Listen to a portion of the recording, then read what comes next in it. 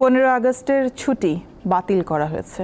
মঙ্গলবার রাষ্ট্রীয় অতিথি ভবন যমুনায় অন্তর্বর্তী সরকারের উপদেষ্টা পরিষদের প্রথম বৈঠকে বিষয়টি অনুমোদন দেয়া হয়।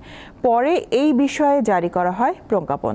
বৈঠকে ছাত্র জনতার গণ অভ্যুত্থানে আত্মউৎসর্গকারী শহীদদের উদ্দেশ্যে অন্তর্বর্তীকালীন সরকারের উপদেষ্টা পরিষদ শোক প্রস্তাব গ্রহণ করে। পাশাপাশি বাংলাদেশ ব্যাংকের গভর্নর পদে নিয়োগের ক্ষেত্রে বয়স সীমা তুলে দেওয়ার সিদ্ধান্ত হয়েছে। আগে গভর্নর পদে থাকার সর্বোচ্চ সীমা ছিল ৬৭ বছর। নতুন সিদ্ধান্ত অনুযায়ী আর এই বয়স সীমা থাকলো না। এছাড়া গণ অভ্যুত্থানে আহতদের চিকিৎসা এবং শহীদ পরিবারকে সহায়তা দিতে একটি কমিটি গঠনের সিদ্ধান্ত নেওয়া হয়েছে।